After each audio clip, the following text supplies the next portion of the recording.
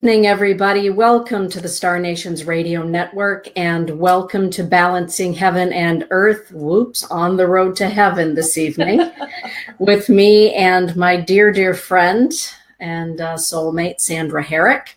This evening is a very special show indeed, and we're so delighted that you will be joining us. And just to let you know that throughout the course of the evening show, Sandy and I will be sharing with all of you phone numbers, crisis numbers, crisis hotline numbers, as well as resource numbers for mental health and awareness, and all of those good sort of things that are, part of the responsibility of having a show like this. And I'd like to give a great big thank you to Nicole Fix, who provided all of these numbers and websites for us to share this evening. So Sandy, what would you like to say about our show this evening as we begin? Well, first of all and foremost, I want everybody to know that this is an intimate subject for me. It's a current subject for me because addiction does exist within my world, in my home, in my family, throughout my life, in the place of, you'll hear during the story, but it's also right now prevalent. Addictions are prevalent. They are killing people. People are so traumatically affected by what's happening in the world, by how our world is being run, by the situations. And this is not about a political thing. This is about an emotional, psychological thing. So I want everybody here that this is not a political statement. This is a soul statement of insanity is on the rise. Temptation to explode or reassess our being is on the rise. And so shadow and light is in profound dialogue. And that is what addiction is about. The dialogue is, do I or don't I? Who am I? And so thank you for having the topic, and thank you everybody for coming to the show. And I want to say before we even start that I am devoted to being able to be a voice of sanity during these challenges, even if I sound insane. Beautifully put, Sandy. And for those of you that are just checking in right now, if you would do me a great good favor, if you are so inclined to go ahead and like what Sandy and I are doing and to share it with your friends, that would be wonderful. I am just completing that myself. And Sandy and I would greatly appreciate that. Tonight's subject matter is very deep, as we say. And it will reach an octave, as Sandy would say, within everyone who happens to be listening this evening or at a later time. And as we always do when Sandy and I are together, I'm inviting Sandra, if she would, to bring us to a place of centering and balance so that we can begin the show. So first of all, I'd like to just say happy belated birthday. I want to acknowledge that on air. I have reached the top of the hill and that continued to fly at 70. So if anybody wants to know what 70 looks like, here it is. And it's glorious. It's amazing because there's still so much need to experience life. And there's so much life that is needed to be touched. Not by just being an aged individual, but someone that really is still very much young at heart. So thank you for all the wishes from everybody, and let's go to it. Deep breath, and let's close our eyes if you would like, or at least be in the stillness of that which is who you are, even if it's restless. Deep and gentle breath. We dedicate tonight to the theme, the story, the entities of addiction. We explore the individuals that are touched by this, moved by it, seduced by it. We embrace the people that are to any addiction, that are in relationship with addiction, either through excuse me, the osmosis of being in partnership, or being a collaborator in what your addiction is. We anoint the space for healing tonight. Consciousness, accountability, responsibility, and compassion and mercy. There is absolutely an invitation to the grace of finding your way. No shame, no blame, honor, opportunity, sanity. We ask your heart to come and listen. We ask your soul to come and listen. We ask your addiction to come and listen. We ask your mind to come and listen. And then be what may. And be granted the serenity that you seek. Welcome to the show. As many of you know who watch the show that Sandy and I have been doing together, Sandy, I believe we're heading into our 10th year. That's insane. You and I co-hosting On the Road to Heaven. That's insane. That's pretty astounding. Yeah. It's a beautiful thing. And you and I typically touch base a couple of weeks before we have our show. And you actually reached out to me this time and said, I would really like to do a show on the subject of the spirits of addiction. And I said, that sounds fantastic to me. Perfect time of the year for it. And so would you share with everyone who's watching why you felt compelled to want to do this show? There's that place inside me that knows that in my own personal experience right now, there is a truth being spoken in my family, my world, my relationship, and I have been given permission from my husband to speak about it, Bobby, that one night, a couple of weeks ago, he called me at 1:15 at night and said he ran off the road. And he comes home late at night every night from working. And in the back of my heart, I've always been waiting for that phone call. It's amazing how our intuition does this to us. Mm-hmm. And so, interestingly enough, he was only less than 3/4 of a mile down the street. He wasn't at the end of our street. He was coming up the street. You know our street. So I went and got him.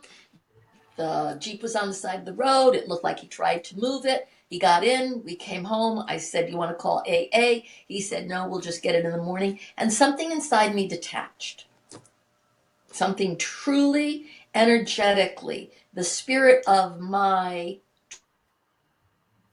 that this is a divine intervention, because I could feel it. Something bigger was in the space of my life with Bobby.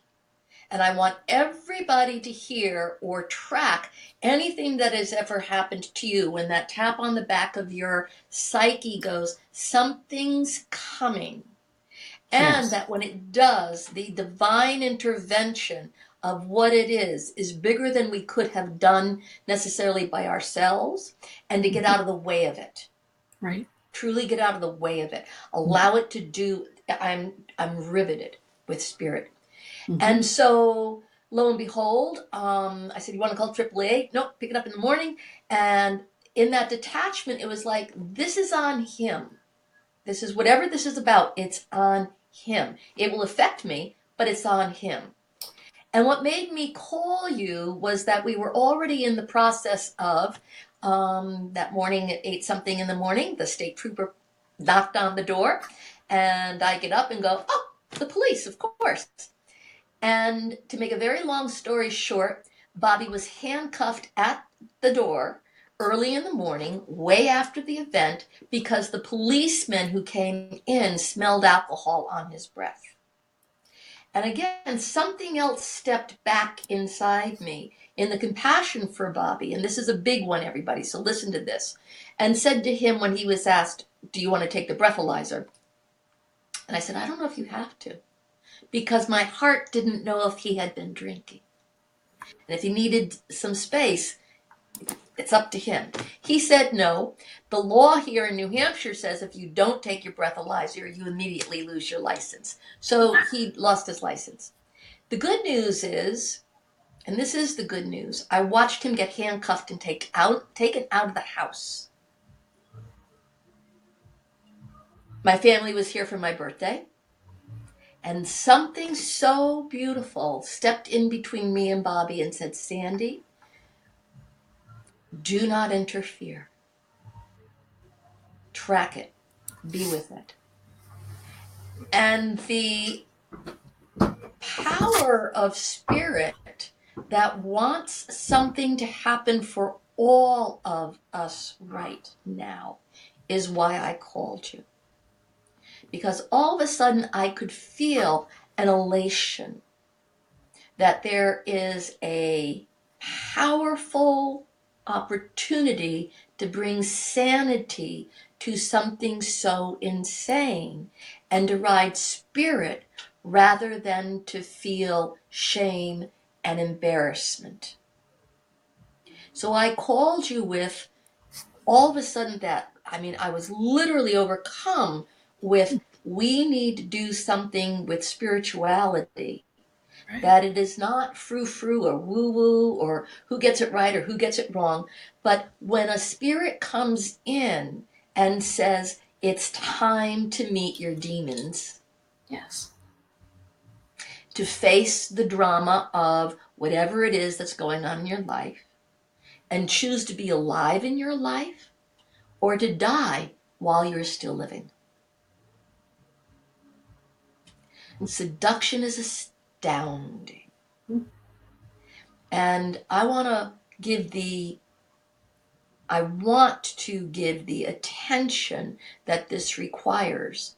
And because of my personal experience, I'm qualified to speak about. It's not out there, it's in here. And I believe it touches everybody in some way. Because it's not just alcohol, it's sugar, it's, the list is long. Everybody can go through whatever our addictions are. From sex, drugs, rock and roll, to TV, to binging, to isolation, to. Mm-hmm. And so this is a time where addiction is prevalent in a way that we're losing lives faster to addiction to almost any other scenario. Mm-hmm. So that's what made me call you, and thank you for asking. Mm-hmm. Absolutely. Well, the list of addictions is so deep because it can be spiritual, mental, emotional, physical addictions. And you can even be addicted to spirituality. You can be addicted Absolutely. To metaphysics.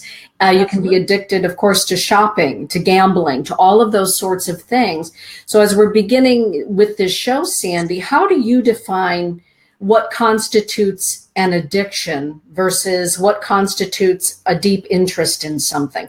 What's the difference between somebody who has a real deep interest in spirituality and somebody who becomes addicted to spiritual classes and spiritual experiences? Well, addiction to me becomes very simple when it starts to destroy your life and the life of the people that you are associated with. That's exactly what I was going to say. Exactly what I was going to say. Yes. And this is why, as you and I are talking about this, there may be emotions, or maybe somebody will say, I do think maybe I need help, or I need to find out if I need help. And that's why you and I are going to continue to post numbers and websites and resources for people during the course of our evening together. Thank you. Mm-hmm. And thank you, Mrs. X. Yes, thank you, Nicole Fix. Always one of my go-to people, she and Terry Ruel. We want to have the most up-to-date resources for people. And I don't know if you're able to see the comments, Sandy, of how many people are saying. I have to get my glasses. My vanity has been, let me get over here. Hi, And so everybody. with people saying thank you for, doing this show, for talking about this show, because it isn't a topic that is something that everybody wants to do or get into. And we're taking it to another bit of a spiritual level this evening, as well as the practical level. And that is to talk about the spirits of addiction, to talk about the alchemy of addiction and how the alchemy exists in body, mind, emotions, and in our spirit. So all of those really do need to be addressed when it comes to what is addiction, how does it happen, and how do we heal it? Where would you like to begin with that, Sandy? Let's talk about the entity of addiction.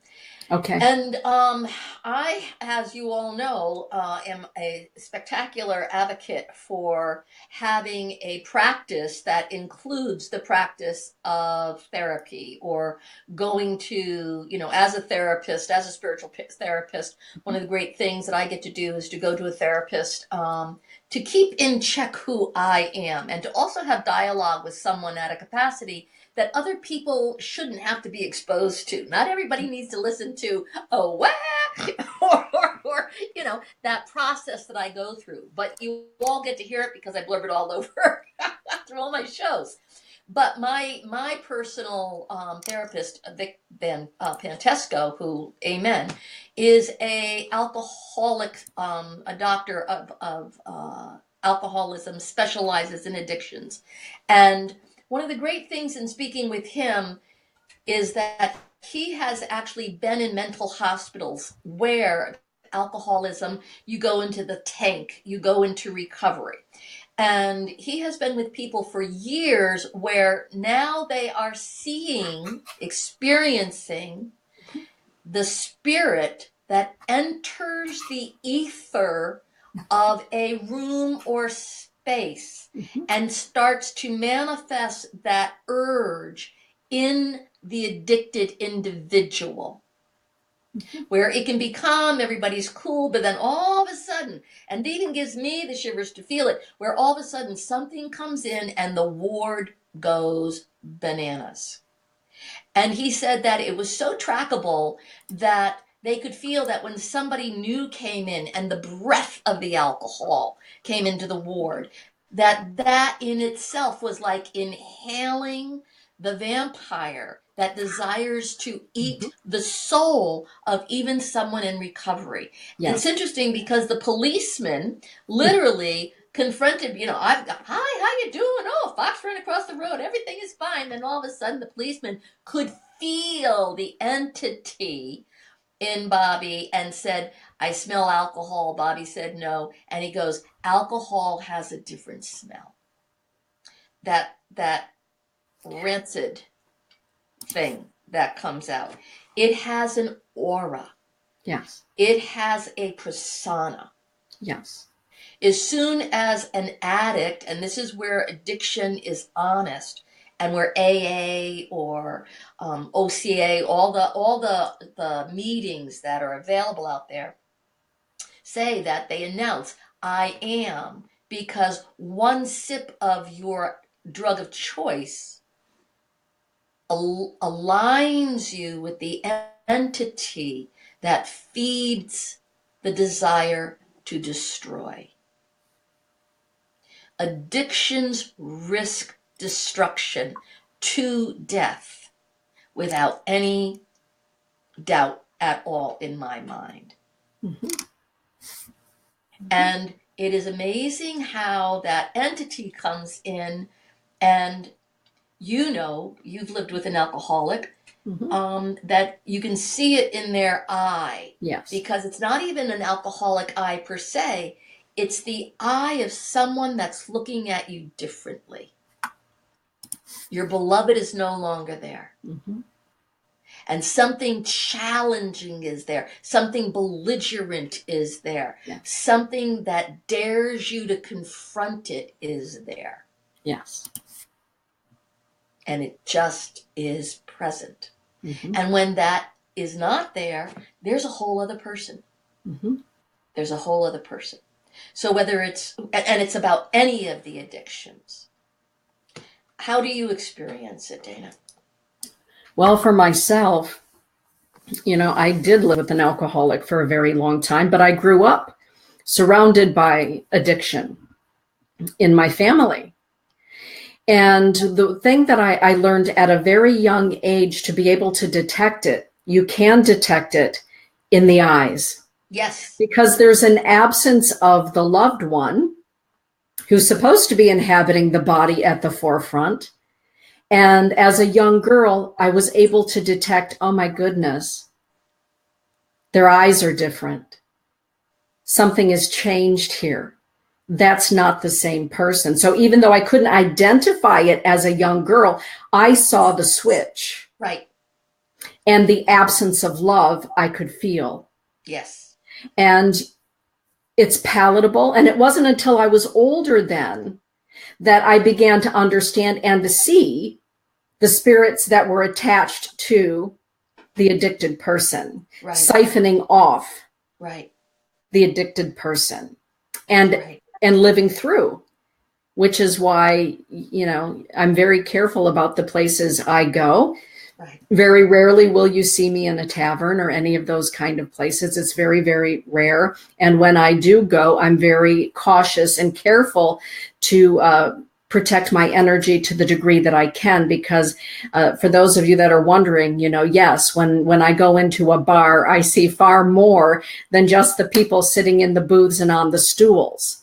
There are more people from the spirit realm in those taverns and establishments than there are with their butts in the chair or on the stools or their bellies up to the bar. Absolutely. And I would say that you probably agree with that, don't you, Sand? Absolutely. Absolutely. There's that beautiful place of being able to all of a sudden, you said it beautifully, where the loved one is gone, and I've called it the beloved, where all of a sudden you can see their manner no longer cares about you. Yes. The vocabulary changes. The belligerence is ever so subtle and then progresses. Yes. The ability to be defensive comes in. One of the great things about an entity that consumes someone is that that entity is determined to make the person, the partner of the addict, insane. Yes. By making them doubt their reality about experiencing the reality that the user is using. That's a mouthful.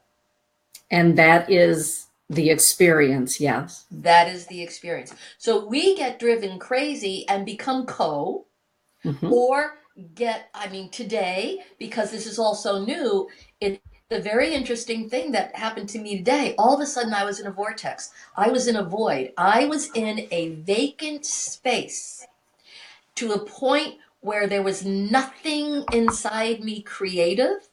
My house was empty. My space was empty. I ended up going to town because I had chores to do. Going to town was empty. I'm driving around thinking, what is going on with me? And finally I called my friend Lori and I was talking to her. Oh, so I drive myself to McDonald's. I get a Big Mac. I haven't had a Big Mac in years. I didn't eat the bread, but I was eating it. I wanted the flavor. And my nails were, and all of a sudden I was sitting back in 1970 something, having a blown full out memory of getting divorced because of an alcoholic situation, having to start my life, knowing that I would go get McDonald's Big Macs, and I was back to 23 years old, having the post-traumatic stress of, again, police coming to the door, husband being taken off to jail. And so we need to know that these entities even affect us and take the life force out of our space. Yes. To the point when I spoke to Bobby tonight and I said, I'm going to do this show. Do I have permission to speak about this? And he first said, and then he called me back and said, yes, if it heals anyone, then speak of it. Mm-hmm. And I said, then I'm going to bring the spirit of our house back in, light candles. I had smudged and whatnot, so that whatever the recovery is starts from ground zero, even for me, in dealing with it again. Right. 20 some 40, almost 50 years later. Mm-hmm. Mm-hmm. So it's important for us to know that healing is possible, Mm-hmm. but it's a second to second obligation Mm-hmm. for everybody involved. Right. I have to, and I'm going to ask you how you did this. I have such a compassion for Bobby to heal, and I am not attached to how he does it, but I'm very clear that our life is on the edge if the entity is chosen as his companion, because it has absolutely no respect for us and our marriage. Mm-hmm. And those are the ground rules. Mm-hmm. So being a we have to take responsibility for how we choose to be involved and be very clean about it. Right. How did you deal with yours? Well, for myself, as the mother of 2 young children, what often happens for a woman who is in an addictive relationship with a husband or half-side is that it usually takes something to happen to one of the children, to one of the kids. Right. And for me, that's what it took for me to finally say, I am done. I can't do this anymore. It nearly cost the life of my child. Right. To wake me up and to break the vows of a Catholic marriage, right? Till death do we part, etc., etc. Well, it was certainly the death of the marriage. The death of the marriage. And you learn that as you get older and you get a little bit wiser. What does that really mean? Until death do us part. Right. But the fact of the matter is, for me, I could deal with as best I could in order to what I thought was provide a good home for my young children, until it was actually one of my young children who was injured in a drunken episode. And that's when all bets were off, because then Mama Bear came out and the quadruple Scorpio, right, hit the bricks running. The rubber met the road the minute one of the babies was hurt. And so for me, it took that. But having said that, even in the process of divorce, for years, I mean, Sandy, you've known me for a very long time. I was never getting remarried. I was never getting deep into another relationship as long as I lived. So help me God. Of course, you were there the night that, Todd was at the sweat lodge. So that changed things. But it took 9 years. 9 full years. Cycle. Now it's full. Yeah, now it's full cycle. Right. So for those of us that are in the relationship as a codependent person, you don't even know what that is at the time that you're in the relationship. And, luckily for me, I had such amazing friends who were also therapists to help clue me in as to what was going on, getting the kids into therapy. The ex-husband refused therapy. He didn't need that. It was my problem. I was the party pooper. I was no fun. Those typical things. Well, but I also knew that the spirits of addiction that were attached to him were larger than I was ever going to be able to take care of and handle at that time, as I was trying to also take care of my children, who were my priority. Right. Does that make sense, Sand? Absolutely. And, there's also in the the unbearable need to keep the secret. Yes. The secret is so salacious in so many ways because it's so attached to shame. Yes. Or to deny the reality, or okay, and I know that everybody that hears me say this knows that we all do it in many, many ways depending on the degree of the activity, and that is, okay, I can handle this one, I won't say anything until next time. Right. Okay, that wasn't that bad, I'm getting used to it, and then I won't say anything until next time. And then how many times does nothing get said or nothing gets done? And that's where the starts to be addicted to whatever it is that we do that supports. And so there's that place of how does the secret come out? Right. How does the secret start to bring a truth rather than a healing? Right. And that's for any level of interaction with addiction. Russell Brand just wrote a book, and I've seen him on some of the talk shows. One of the great masters of vocabulary, the way he speaks, his incredible persona, his incredible magnetism, and to see that he was sexually addicted and was using all sorts of things and whatnot, and to see that, here's a high burning star crashing and then writing a book and then going out and starting to talk about addiction. And here comes my husband now. And to know that he is also doing what people do, to know addiction isn't what stops you from your life. You choose to stop your life for addiction. So there is that place when, how do we choose what we're going to do with our life? And I recommend Russell Brand's book. I was given it for not knowing what I was going to be needing it for. I got it, a gift for my birthday. And also I want to say that a very dear client of mine came to me a few years ago and was imploding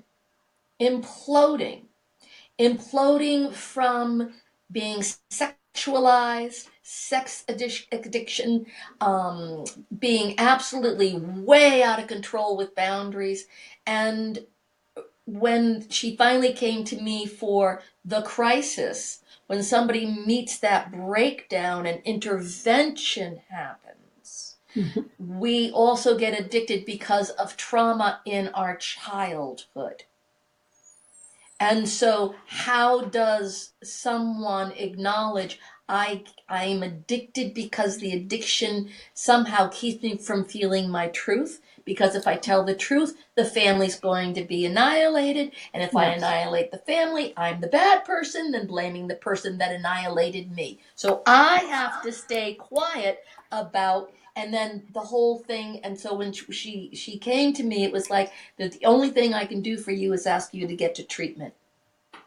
And since that treatment, she is now starting an addictions healing center at the horse farm that she runs here, where we went. Oh, yay. Where we went. Fantastic. And so she's starting, it's amazing what recovery can do when all of a sudden you're not possessed anymore with the very thing that eats your life. So let's talk about some of the things that Nicole has found. Where does one go when it is time to meet the truth? When it is time to meet the truth. Well, let me just pull up a couple of the websites that Nicole has shared here. One of them that just seems to be very beautifully put together is called the alcoholaddictionblog.org. And I'm going to type that and put it on the screen, because this is a resource. It's an online resource to help folks find a place near them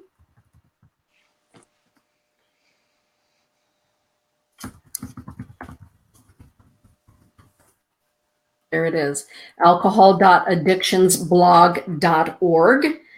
And that is a wonderful resource for people that are thinking, I don't know, but I'm, maybe I am, but I'm not sure. And I think I'm ready, but I'm not really sure what I'm ready for. Because, as we're talking about this subject, not only is the person who is addicted clearly affected by the spirit of addiction, but all of the people around that person are deeply affected. And in fact, it can become a generational and ultimately an ancestral problem.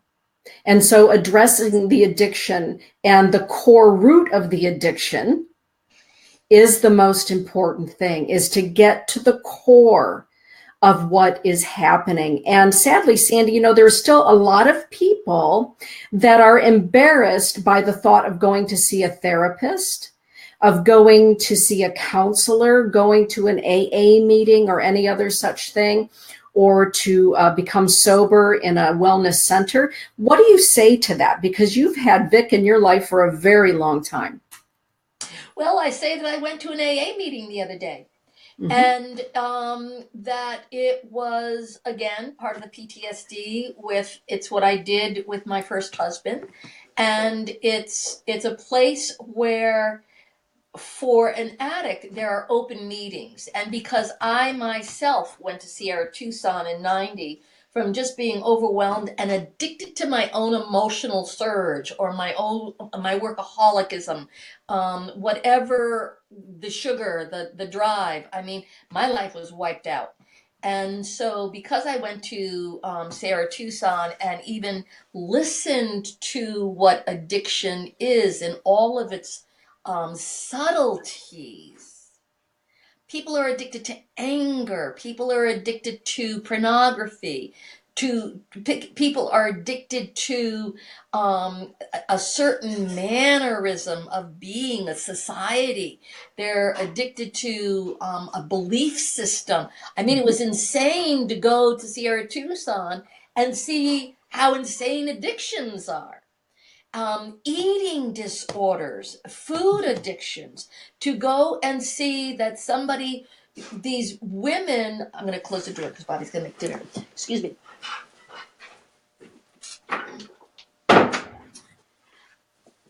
To see what it looks like, it's the first time I ever saw this, and it was watching a true entity materialize on someone with eating disorders, and that's somebody with anorexia, where they look in the mirror and they see the entity lie to them about their body.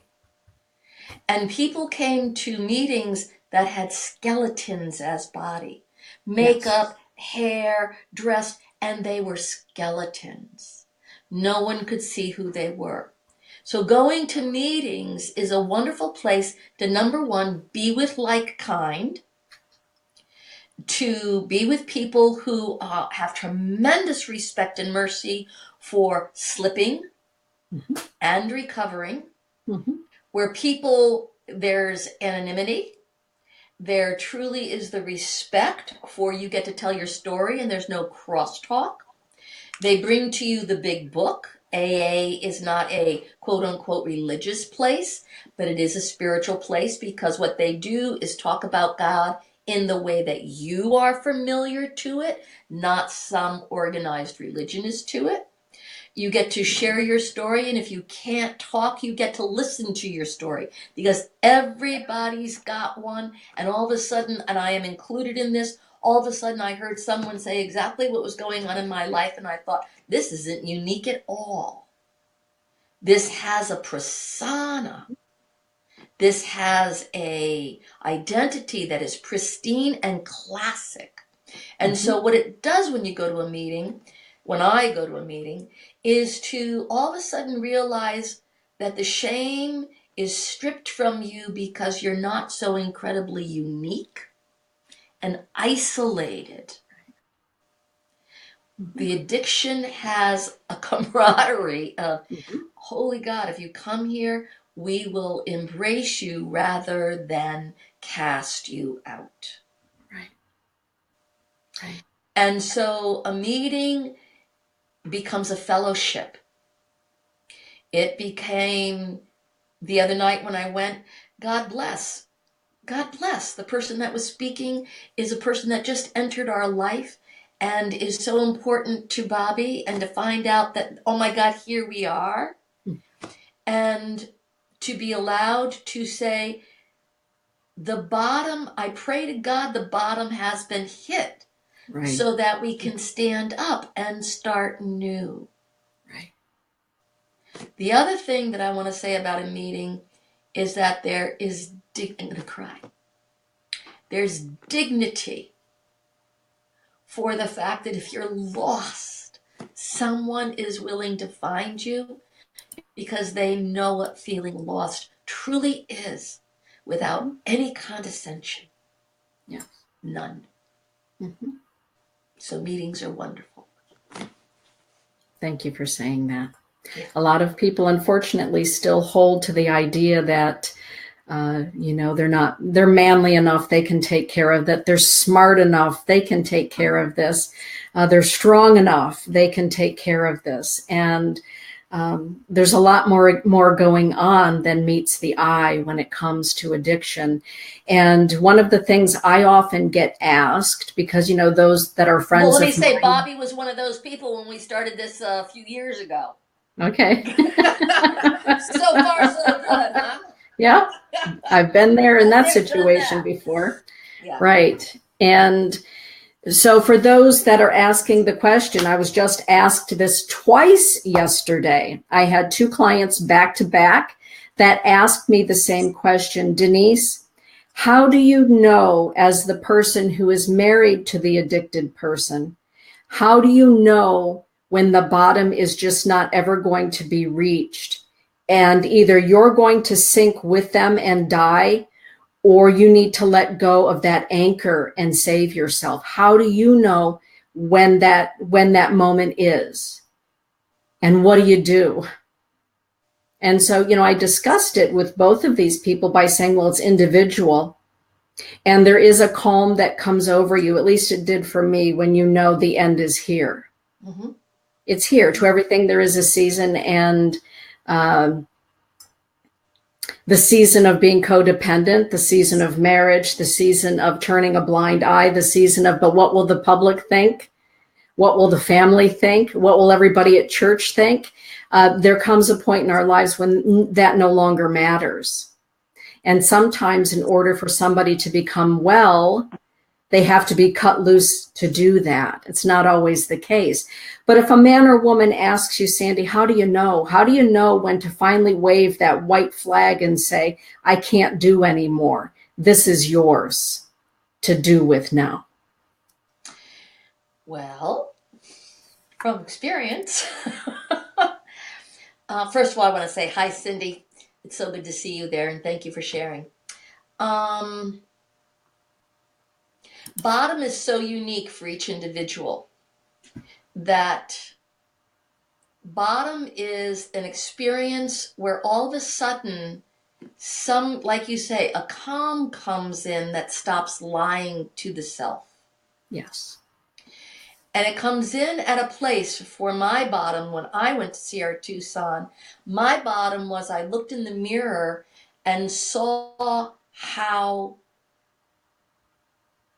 ravaged I was, to the point where I couldn't see myself, and my ego, my vanity, my determination to stay in the insanity from being too familiar with insanity from family of origin,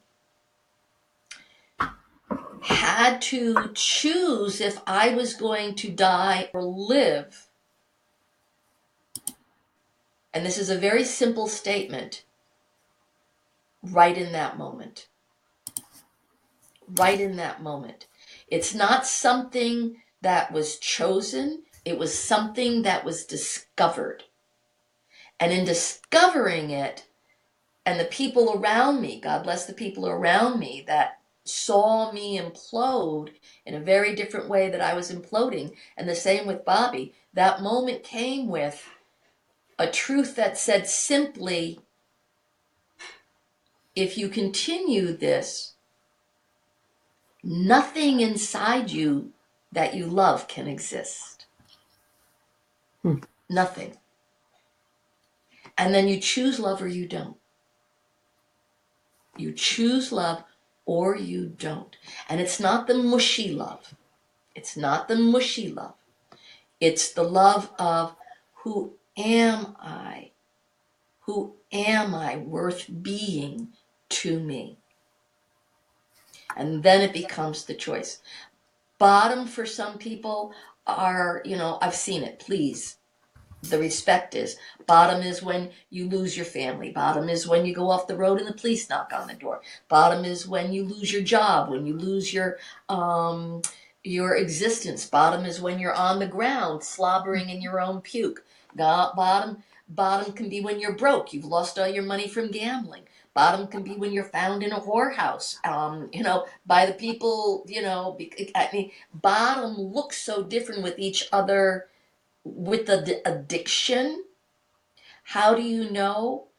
The simple way of saying it, when you're there, you know. Right. And if you don't, you haven't hit bottom yet. And believe me, the game is on to go down farther. Right. Right.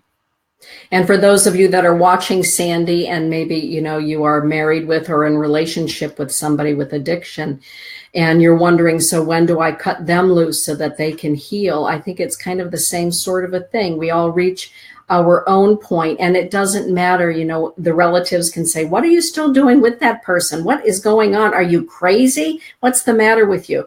We all have to come to our own time and understanding. And then it's our responsibility to do something about that and not become addicted to being with an addict, because I've met people that are addicted to being addicted or have no plans whatsoever of, dealing with their addiction because they're steeped in it.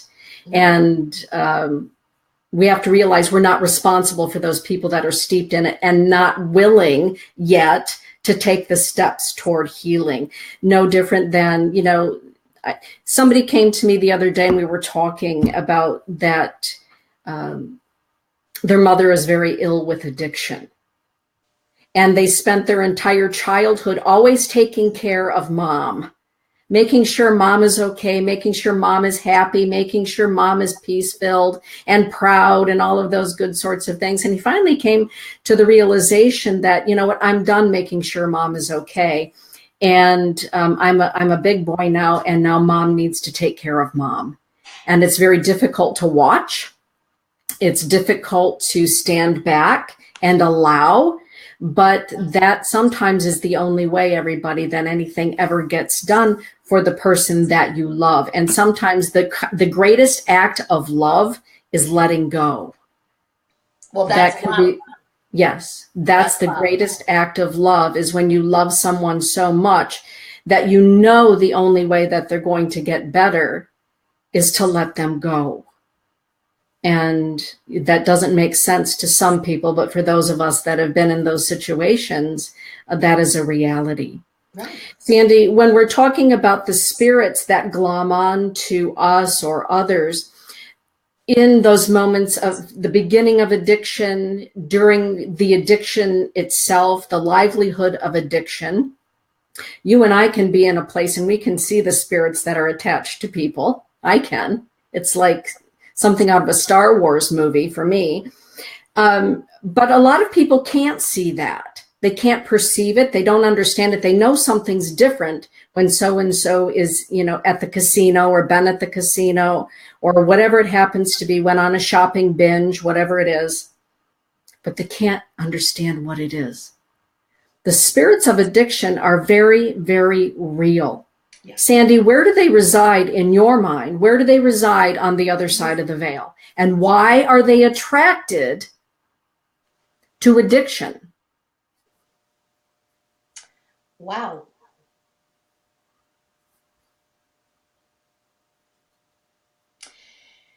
For me first of all, let's back up just a second. When you were talking about when we don't know, mm-hmm. Anybody that lives in a family of addiction, no matter what the addiction is, a child, because I have lived with addictions in my family. Mm-hmm. My father was a dry drunk. I believe my father was a sex addict. I only know that in hindsight. And a child feels the boogeyman. When the addict all of a sudden, or the addiction is active, we can feel the persona of the force field of it. Mm-hmm. It comes up to us. My hair is standing up. It's salacious. It's condescending. You can walk into the house and just feel the atmosphere. So it is atmospheric. Where do they reside? They reside in the lower levels of the parameters of our psyche. They deal on that layer of shame or even vanity. So it's not that it has to be a groveling spirit. It can be a self-righteous, entitled spirit. And so, it's really very important to know the spectrum of addiction, especially when you have a self-righteous one that authoritizes everything to the point where you have to be obedient and you duck. And it has a grandeur to it that condescends to everything around it.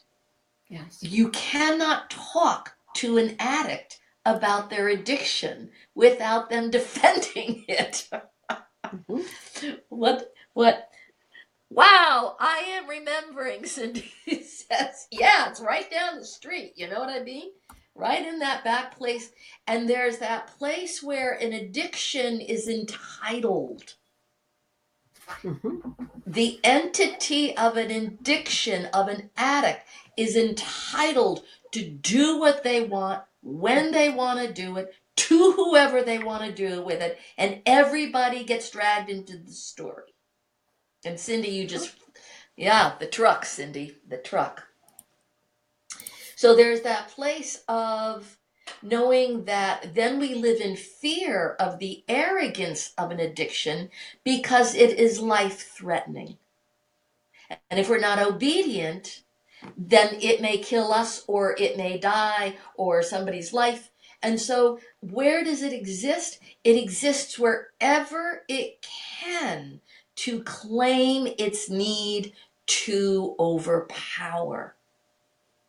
So I will honor its capacity to lie and deceive. Yes. I don't know, as Sandy, where it comes from, but I certainly know it comes to wherever it can reach to charm us into our denial that it exists. Right. Yes. There are times when I have clients that when I'm sitting with them, and I see clients for a variety of reasons, and sometimes they're in spiritual crisis. Sometimes they're coming to me for grief counseling, and maybe they've had a few before they've come to see me in order to be prepared in their own way to come and see me. And I know when I'm looking at them that I'm not looking at them. And I will ask the question, who am I looking at who is speaking through my client? And it never ceases to amaze me, the answers that I get. Who it is that has glommed onto someone's grief, to somebody's addiction, to their mental weakness at that moment, in order to draw from them, very vampiric. And for lack of a better term, sometimes it's as though I'm talking to somebody who is possessed, fully and utterly possessed by. The same thing happens if I have a parent who brings their addicted child to me. Denise, would you talk some sense into this kid of mine? Now they're seeing things, and this is going on and that's going on. And I'll look at the child. Maybe the child is 17, 18, 20 years old. And I know that I am not looking at the soul of that child looking through those eyes. I am looking through those eyes and into the soul, or the lack of soul, of someone or something that is now working through and speaking through and inhabiting the spiritual body of this young person. So sometimes when I'm counseling, I'm also doing what I kind of think of as like an etheric exorcism. And I will say, do you understand that when you drug you're inviting the presence, you're feeding the belly of the beast, and the beast continues to grow. Well, what do you mean by that? Well, every time that you go to a rave and you're smoking meth, right, every time you're dropping acid, you're feeding the belly of that beast that decided you'd be a really fine ride. Oh my God, Denise, I didn't know that. Well, I'm looking at you, but I'm speaking too. Right? And sometimes the client will get an upset stomach in that moment, might have a bit of a panic attack. And it's not the client that's having the upset stomach or the panic attack, but it is the entity of the addiction that is roiling and broiling. And I happen to be shaking some things up, right? Stirring the pot. And so, when we talk about these things, and people will say, I don't even know who they became. 1 minute it was dad, and the next minute it was somebody, I don't even know who that was, because you probably didn't know who that was. Your father became a vacant vessel in that moment, or a weakened vessel, weakened enough that a spirit from the other side decided, hey, I'm going to go for this ride. Because it looks to me like they're headed to the bar. They're going to the casino, right? They're going to the whorehouse, whatever it happens to be. They're going to the shopping mall again. Or to the computer for porn. Or to the computer. Everything's so easy to get. Yes. So the reason that, we're talking about this tonight, the practicalities and now the spiritualities, is this. There is a reason sometimes people will say to me, Denise, I smoked dope for the first time the other night, and I'm 45 years old. And, I never smoked dope in the 70s or the 80s, but I decided, what the hey, even old people are doing it now for medicinal purposes. And I don't even know who I became. It was like something overcame me, or someone overcame me. Denise, does that make sense to you? Yes. So I say to people, before you dabble in any of these things, whether it's the Ouija board or you decide that you want to do ayahuasca or peyote for the first time, think about something. Are you prepared for the consequences? Do you understand what you're really doing? Mm-hmm. And if someone or something gloms onto you, do you know how to rid yourself of it? Because with alcohol comes the spirit of alcohol. Be in control of your own body. I had a young man, 17 years old, who said to me, Denise, I did acid for the first time. This was a couple of months ago. His dad brought him to see me. And he said, I dropped acid. And he said it was kind of cool because I saw this angel. And the angel was all gold, and it was looking at me through the windshield of my car. I mean, honestly, Denise. And I said, yeah, I'm sure that you did see an angel, and that's marvelous. And he said, well, it was okay in the beginning. But then all of a sudden, things got ugly. And my friends said that I became somebody that they didn't recognize. And so I had an educational conversation with this young man about, you can have spiritual experiences without the LSD, without the peyote, without the ayahuasca, but it takes time. It takes time. Well, geez, Denise, I didn't know that those kind of things happen. And I said, well, it's all fun and games when the angel appears. So, Sandy, when somebody says to you, my wife is addicted to Xanax, oh, God, and vodka, and she becomes somebody, I don't even know who it is. And honest to God, I can feel like there's somebody else in the room with us when she drinks and she's stoned on her Xanax. Is there really somebody else in the room? And my God, Sandy, is there anything I can do about it? What do you say to those people? Because I know you talk to them too. The answer is yes. Back in 65, when I was going to art school, LSD came onto the scene. And marijuana became a a white person's entertainment, not just the black community that, smoked dope and did jazz. And I was in a community of artists where it was becoming popular to do recreational drugs. But in all due respect, there was nothing recreational about it. Not with the LSD back then.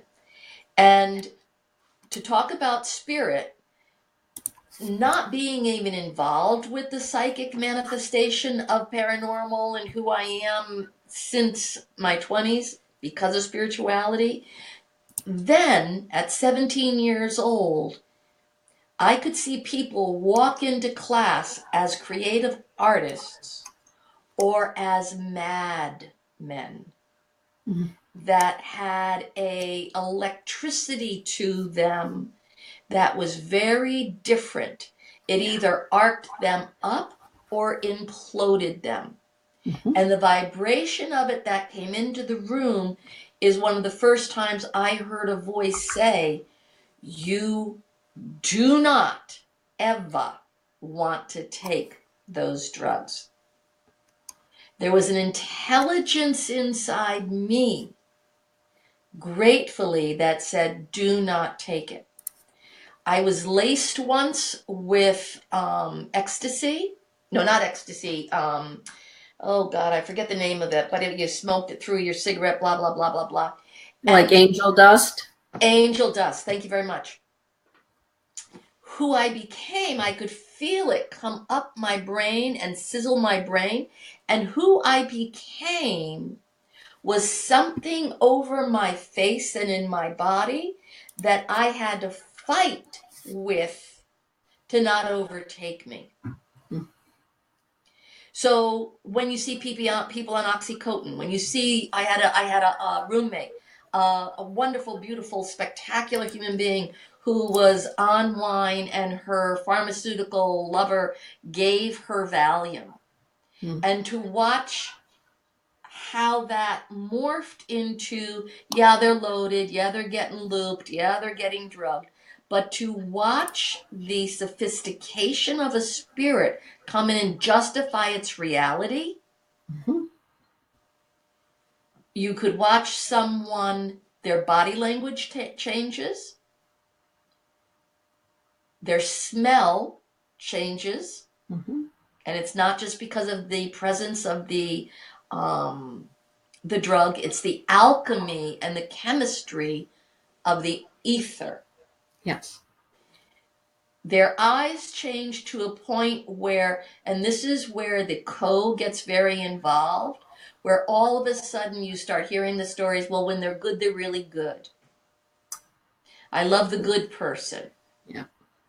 And we forget that the person, the ether of the entity, doesn't give a flying for who they're with or when they're with. Yes. There is a detachment of the soul. The moral code leaves. And when the moral code leaves, or the moral boundary of the soul leaves, we have to be very aware that we then become the being between them and their drug. And we then become the victim of that if we're not careful. That's right. Beautifully said. There are a couple of statements and questions in here, Sandy, that I'd like to share with you. This one comes from Robin. She says, is memory loss a common thing? If someone is dealing with addiction, when a person rages, the answer to that is yes. Memory loss, blackouts, all of those things can happen to somebody. I had a blackout myself on tequila. Luckily, it was I was in a safe hotel room. But my first husband would have blackouts, and I didn't understand it or even believe it until, again, you talk about the entity of that consumed human being. It devours their memory to the point where everything is vacant to the human you know. Yes. They will say, I don't know what you're talking about. You're crazy. That didn't happen. Right. I did not do that. You're crazy. You are absolutely crazy. Yeah. You made that up because that never happened. You are a crazy person. I think it's important to also acknowledge that we're talking about chemistry. Yes. We're talking about alchemy. And we're Yes. talking about the elixir of anybody's drug and the serotonin that it takes over, or the rush you get, or the high you get, or that, so many people say, the very first time I took heroin, I got the rush, and then I had, the very first time, God bless John, he used to say he remembers that first shot of tequila and that rush, and then he drinks the whole night for that first rush that he never gets. But he keeps slugging it back. I mean, the alchemy of it is so important to describe, because this is where also the mercy comes in. That if someone's addicted, that alchemy is a trigger that brings the delusion of survival. I have to have it. And that's what's going on with OxyContin. That's what's going on with these medical things that the pharmaceutical, let's go there, the pharmaceutical company is making billions of dollars addicting people. Including children. Including children. Opiates are the number one.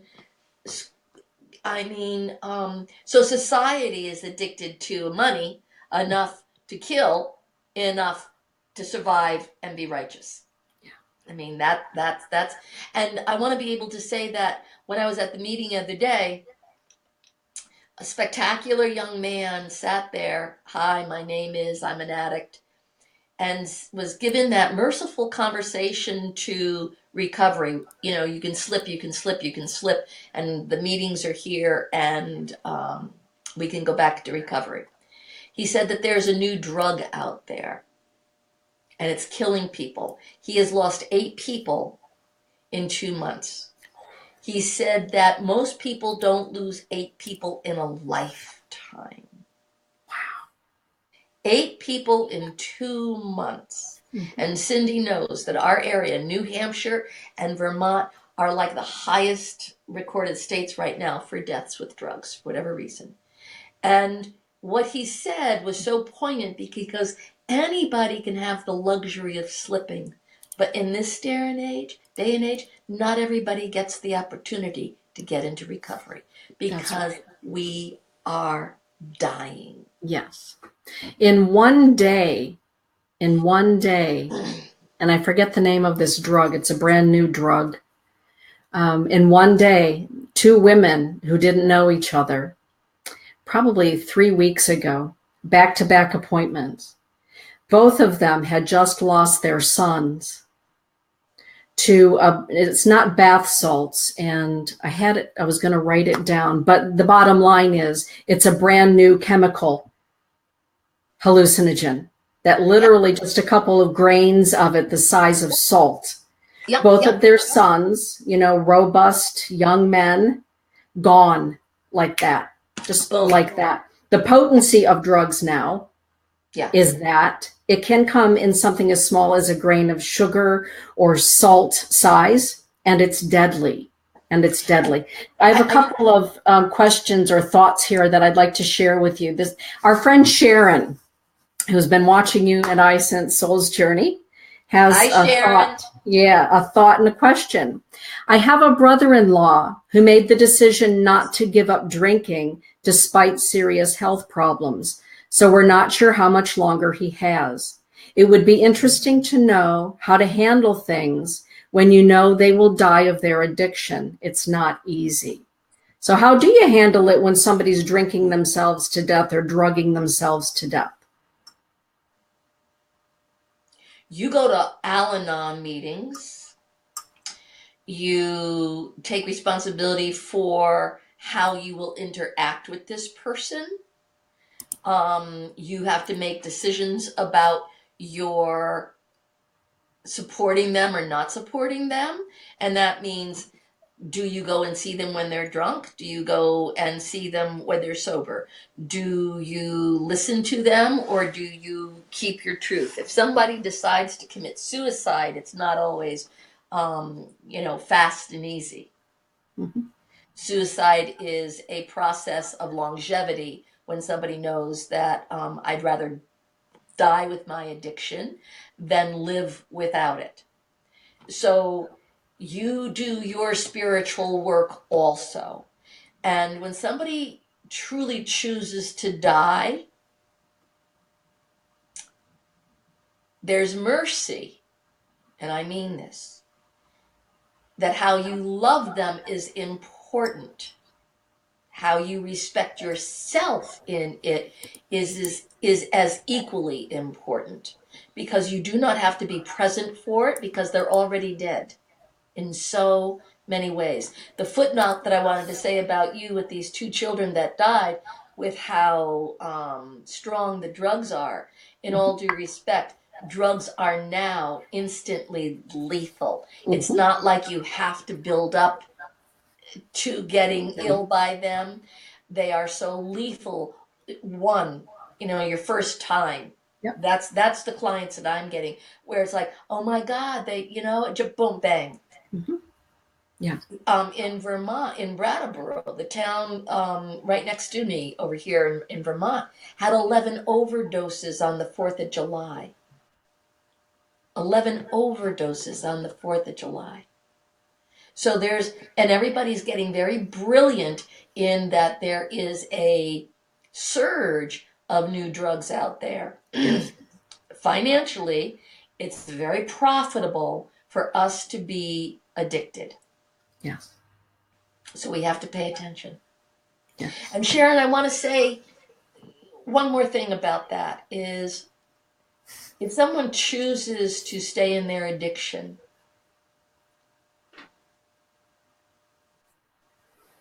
respect their choice, but never give up the opportunity to ask them if they still want to choose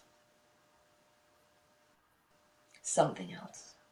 Beautifully said, Sand. Beautifully said.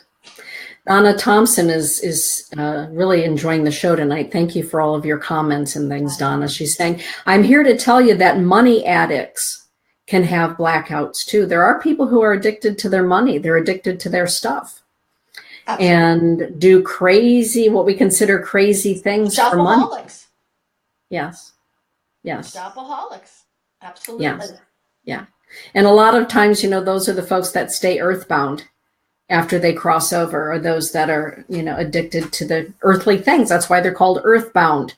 Yes. They are bound to their earthly things. Yeah. And sometimes it's those very same people that are bound to their earthly addiction then that go shopping for somebody who's still in a physical body to experience the high, the adrenaline rush,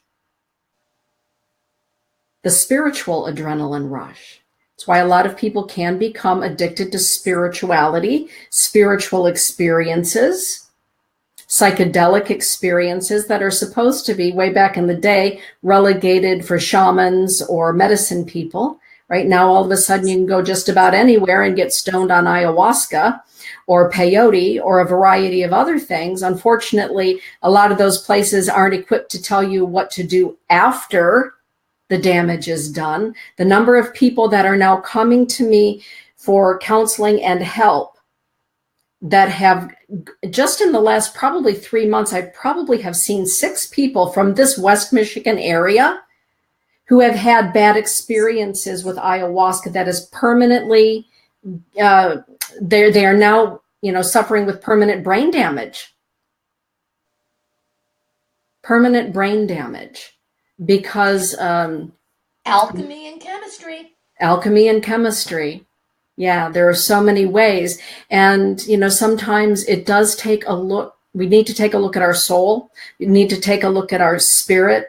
And we need to take a look at the unseen world to ask the question, who's benefiting from my addiction? Who am I really addicted for, me or some unseen, or both? And maybe I can take care of me by going to a substance abuse center or getting counseling and therapy and drying out. But how do I help the tag along? How do I get rid of the tag along? And go ahead, Sand. Hi. Are you done? No, we're still going for it. The camera's live. Are you on the radio? Huh? Are you on the radio? How much time do we have? Are you on the radio? No, I'm on TV. Say hi to Bobby.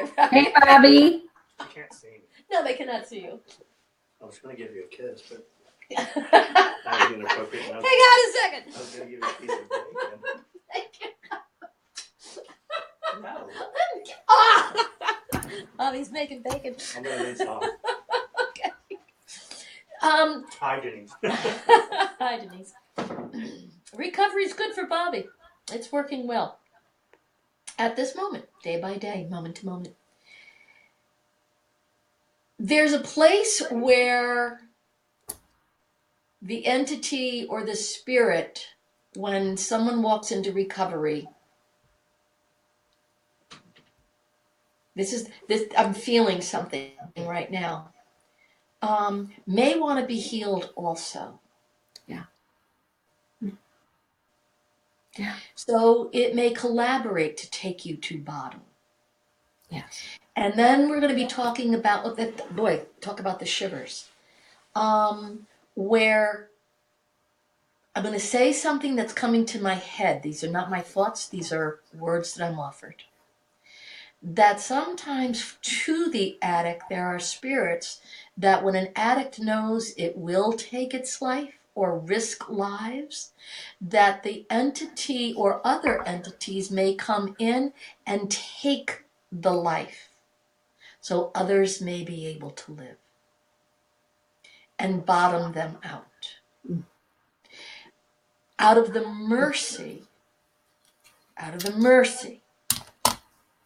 to save the family from themselves, from the entity that chooses to annihilate. This is such a spectrum of conversation of what the other side of the world of spirit is doing when it says enough is enough.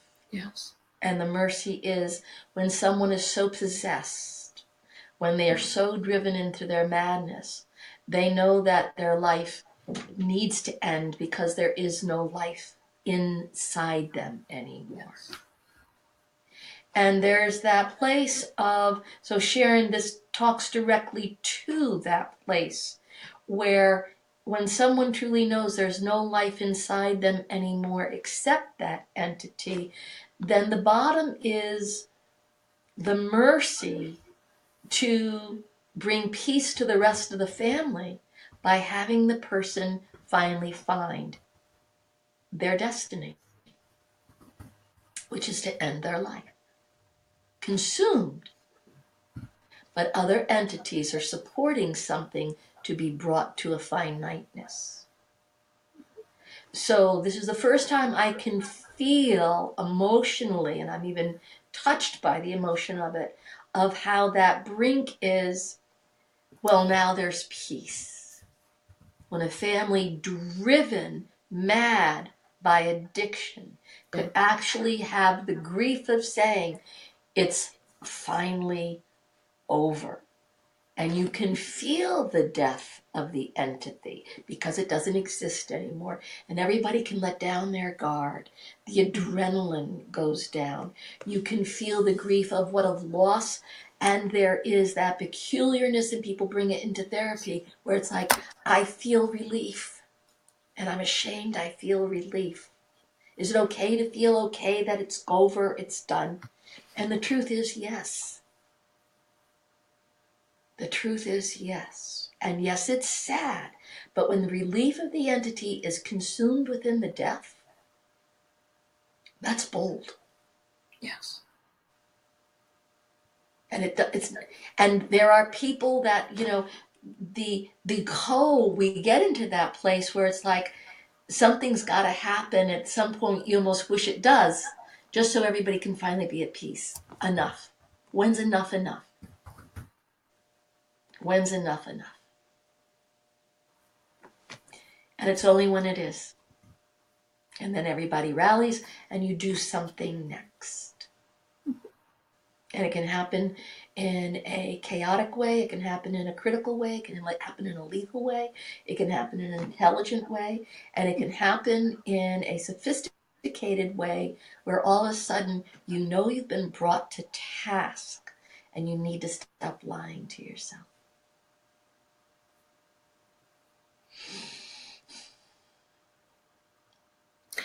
Well, and I will add to that, for those that are living with somebody who has addiction, and whether it's yourself or your kids and your pets or whoever it happens to be, because I will have people say, Denise, I'm not ready to leave. I'm not ready to ask them to leave. But is there anything that I can do? Well, and I will say, go to Al-Anon, go to Narcanon, find a mental health organization in your community that will help with that, such as the samhsa.gov. That's a mental health, really a beautiful, broad resource for each and every one of us throughout this country to be able to find somebody that can help you regardless of what's going on. And for those that are aware of the spirits of addiction, what do you do? And, yesterday I actually schooled a woman in how to clear the house, how to sage the house, how to, have some frankincense and myrrh incense burning in the house to try to elevate the energy in the house. Will it rattle the cage of the person who's addicted?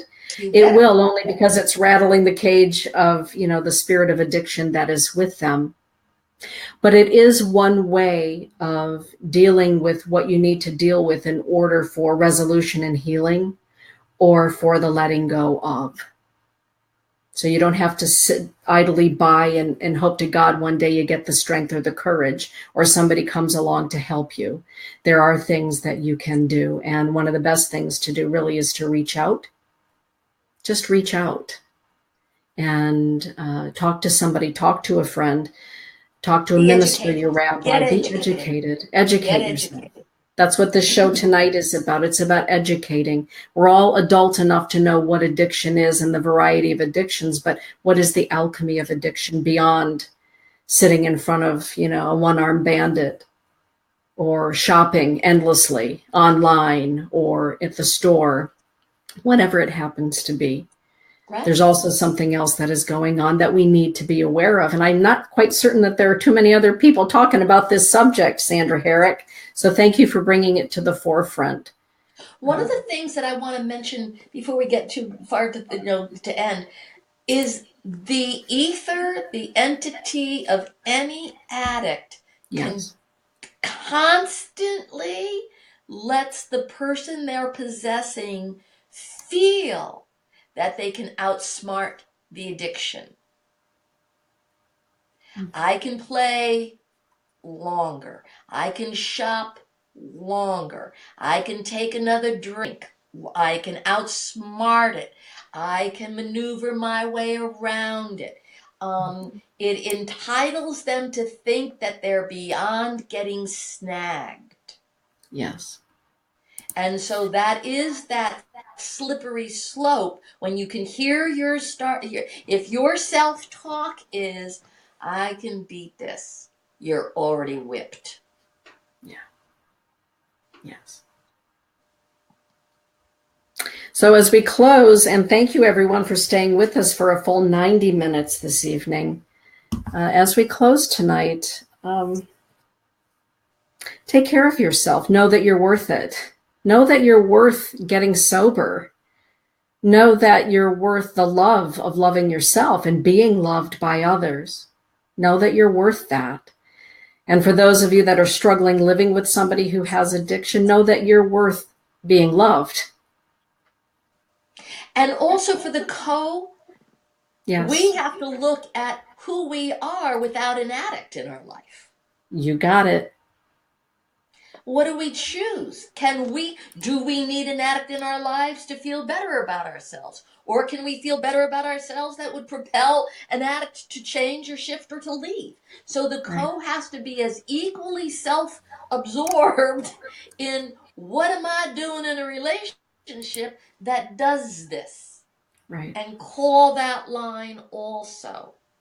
The biggest thing I want to say is mercy, mercy, mercy, self-respect, and the clarity that addiction wants to outsmart you. It wants to deny you your sanity, and it really doesn't care if you live or die. So we have to make the choice to live. We have to make the choice that bottom is where it is. And we have to make the choice to, pray, meditate, withdraw, and detox. Sucks. Even from sugar, from chocolate, from coffee, toxicity, so this ain't easy work. But it's worth the work. Yes. And it's good to find that there is love inside ourselves. That's not the, oh God, I'm loved. It's, oh my God, I have the value of love, so that you can look at a beloved and be accountable, respectful, and have truly a relationship in your life. So choose love, choose joy, choose wellness, choose to love yourself enough, right? Respect. To get well, so that you're around and well for the rest of us to love too. Yeah. And, I want to say, prayer is astounding at this point. Yes, it is. God grant me the serenity to accept the things I cannot change accept the things I cannot change and to change the things I can. That in itself, meditate, change the octave of your vibration, and things around you will change. Yes. How are we doing? What time is it? It's 9:30. Oh, well, there you have it. Well, there you have it. So that was a wonderful show. And thank you all for joining us and having a really honest conversation tonight. And just by virtue of all of you sharing, there will be people around the world who see your comments. And as Sandy said in the very beginning of this show, understand that they're not alone. And for those of you men and women that, are wondering, what do I do? How do I do? And does life go on being married or in relationship with an addict? I'm here to tell you the answer to that is yes. It's not easy. It can be a struggle, and it is lifelong work thereafter, reclaiming your state of joy, reclaiming your equilibrium. But there's a lot of love and a lot of joy in life, and it's worth it. It's worth it. Sandy, last words. To always remember that addiction truly is a disease, and that the disease needs to be respected and cared for and attended to, and that with the grace of anything that is holy, we have this space to change constantly. So thank you for tuning in. Thank you for listening. Dana and I are here to support you in all the ways that we possibly can, and to seek your counseling and seek that place inside you that remembers who you were and decides to be again. Yes. Thank you. Blessings be, everyone. Have a beautiful evening. Thank you for being part of this show, because honestly, you have been part of this show and part of the healing for one another, and for those that will, be watching this whenever they are able or so inclined or directed to tune in by spirit. With that, everybody, shine on, shine your light. And happy Thanksgiving and happy holidays. Here they come. Be bright, everybody. Bye-bye. Good night, everyone. Good night, everybody. Thank you, Dana.